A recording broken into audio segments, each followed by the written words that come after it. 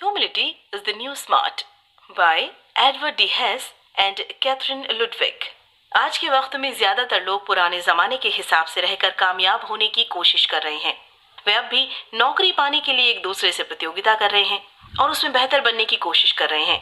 लेकिन इस बीच वो एक बात को भूल रहे हैं कि आने वाले समय में आज से ज्यादातर काम मशीनों से करवाए जाएंगे और नौकरियां खत्म हो जाएंगी। इतना तो तय है कि आने वाला वक्त आज के जैसा बिल्कुल भी नहीं होगा, लेकिन फिर भी बहुत से लोग इस तरह से काम कर रहे हैं जैसे उन्हें 2030 में नहीं बल्कि 1990 में कामयाब होना है। ये किताब हमें बताती है कि किस तरह से आप भविष्य की तैयारी कर सकते हैं और ये किताब हमें विनम्रता के राज के बारे में बताती है।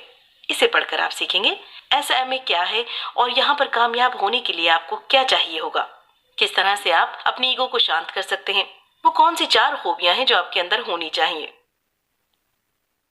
पहला सबक, नए जमाने में हमें नए तरह से सोचने का और काम करने का तरीका अपनाना होगा। अब वो समय दूर नहीं है कि जब हमारे बहुत से काम रोबोट्स करने लगेंगे। आज हमें आर्टिफिशियल इंटेलिजेंस और रोबोट्स की खोज कर ली है, जिन्होंने पहले से ही हमारे बहुत से काम हमसे छीन लिए हैं। जल्द ही ये रोबोट हमारे हर रोज के काम भी करने लगेंगे। यहाँ तक कि आर्टिफिशियल इंटेलिजेंस की मदद से वे एक टीचर, डॉक्टर और वकील का काम भी करने लगेंगे। अगर आप इनमें से कोई हैं तो जल्द ही आपका काम आपके हाथ से जाने वाला है। ऑक्सफोर्ड यूनिवर्सिटी में 2013 में एक स्टडी की गई थी जिसमें ये बात सामने आई थी, अगले 20 सालों में हमारे 47% काम रोबोट से किए जाएंगे। इतना तो तय है कि जब बात जानकारी को स्टोर करने की और उसे प्रोसेस करने की बारी आती है तो हम रोबोट से हमेशा पीछे रहेंगे। इसीलिए अब हमें एक नए तरीके से सोचने का तरीका चाहिए होगा। जल्दी हमारा सामना स्मार्ट मशीन एज यानी SMA से होने वाला है। इसके लिए हमें न्यू स्मार्ट बनना होगा। हमें उन कामों पर ध्यान देना होगा जो कि एक रोबोट नहीं कर सकता। एग्जाम्पल के लिए गहराई से सोचना, भावनाओं को समझना और क्रिएटिव काम करना। लेकिन इस समय बहुत से लोग इस काम को कोई काम नहीं समझते। आज के वक्त में बहुत से लोग एक दूसरे से प्रतियोगिता करने में लगे हुए हैं। हम चाहते हैं कि सिर्फ हम कामयाब हो जाएं और दुनिया का जो होगा उसे होने दें। इसलिए हम खुद को बदलने के लिए तैयार ही नहीं है, जिससे कि तरक्की की रफ्तार धीमी हो रही है। लेकिन इसका मतलब ये नहीं है कि समाज का अंत निश्चित है। हमारे पास एक तरीका है जिसे आप अपनी इस समय की सीमाओं को पार कर सकते हैं।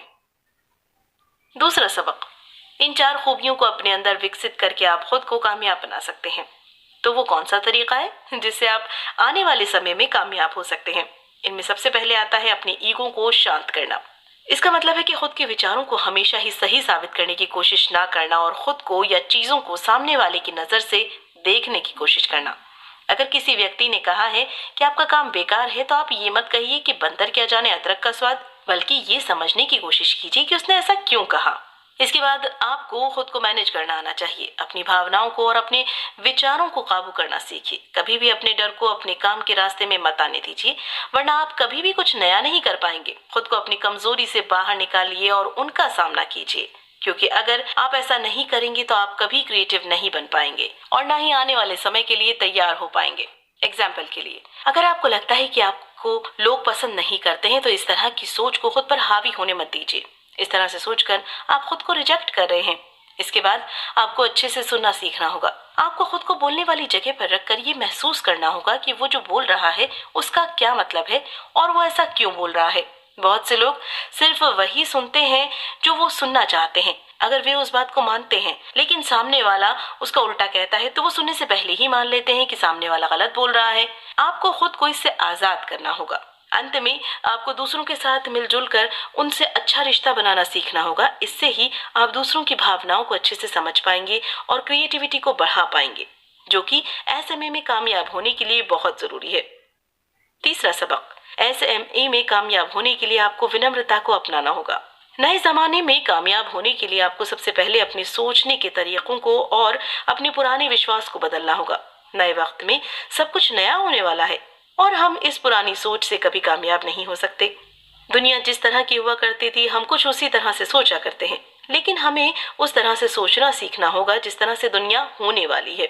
शुरुआत से ही हमारे धर्म, हमारे आसपास के लोग, हमारे टीचर हमारे सोचने के तरीकों को बनाते हैं और ये लोग पुराने जमाने की सोच के हिसाब से काम करते हैं, जिसका नतीजा ये होता है कि हम भी इसी तरह के सोचने और काम करने लगते हैं। पुराने वक्त में लोग नौकरी पाने के लिए एक दूसरे से प्रतियोगिता करते थे और सिर्फ अपने बारे में सोचते थे, लेकिन नए जमाने में इस तरह का काम करना आपके लिए बिल्कुल सही नहीं होगा। इसीलिए कामयाबी पाने के लिए आपको अपना मॉडल अपडेट करना होगा। आपको विनम्रता को अपनाना होगा और इसके हिसाब से काम करना सीखना होगा। विनम्रता को अपनाने का मतलब ये नहीं है कि आप हमेशा खुद को सामने वाले से कम दिखाइए और उसके सामने छोटा बनकर बात कीजिए, बल्कि ये एक ऐसा माइंडसेट है जिसकी मदद से आप अपने पुराने जमाने की सोच को साफ कर सकते हैं और सामने वाले को समझने की कोशिश कर सकते हैं। विनम्रता में आप दूसरों पर फोकस करके उसकी बात को खुले दिमाग से सुनने और समझने की कोशिश करते हैं। इससे आप हमेशा अपने ख्यालों में ही उलझे रहना और हमेशा खुद को ही सही मानना बंद कर देते हैं।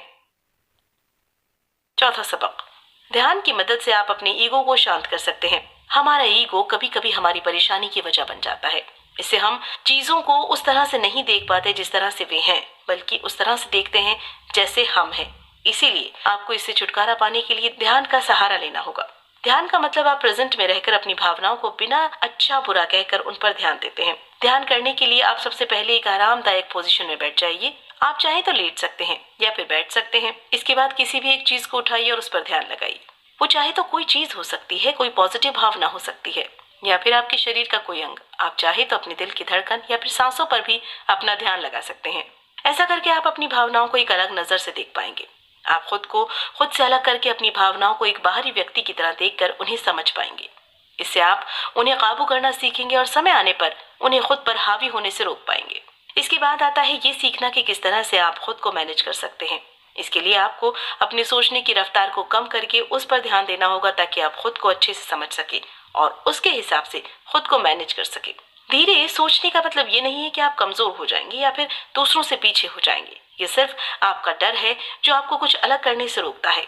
अगर आप हर वक्त बहुत तेज काम करते रहेंगे तो आपको कभी ये सोचने का मौका नहीं मिलेगा कि आप क्या कर रहे हैं और किस तरह से आप उसे बेहतर तरीके से कर सकते हैं। साथ ही तेज काम करने से आपको हमेशा तकलीफ ही होगी। इसलिए खुद को मैनेज करने के लिए आपको खुद पर ध्यान देना होगा और उसके लिए आपको अपनी रफ्तार कम करनी होगी। पांचवा सबक, कुछ आसान से तरीकों का इस्तेमाल करके आप लोगों को अच्छे से सुनना सीखिए। लोगों को अच्छे से सुनने की शुरुआत होती है उन्हें अपना पूरा ध्यान देने से। इसमें आप उनसे वो सवाल पूछ सकते हैं जिससे उन्हें लगे कि आप उनकी बात को सच में समझने की कोशिश कर रहे हैं। साथ ही लोगों की बातों को सुनकर उनके बारे में तुरंत अच्छा या बुरा मत सोचिए। बहुत बार हम लोगों की बात इसीलिए नहीं सुनते क्योंकि हमें लगता है कि वे हमसे कम समझदार है, लेकिन हो सकता है कि वे आपके दिमाग में कम समझदार हो लेकिन असल जिंदगी में कुछ जानते हो जो आपके काम का हो।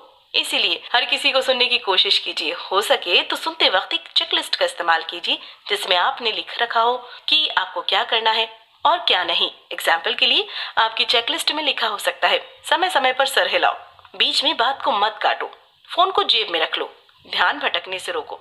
इसके बाद आपको दूसरों की भावनाओं के साथ जुड़ना होगा। साथ ही सामने वाले को ये भी दिखाना होगा कि आप उनके साथ जुड़े हुए हैं। आप सुनते वक्त पलक झपकाइए, सिर हिलाइए और उन्हें ये महसूस कराइए कि उन्होंने आपका ध्यान पूरी तरह से खींच लिया है। उनसे बात करते वक्त मुस्कुराइए।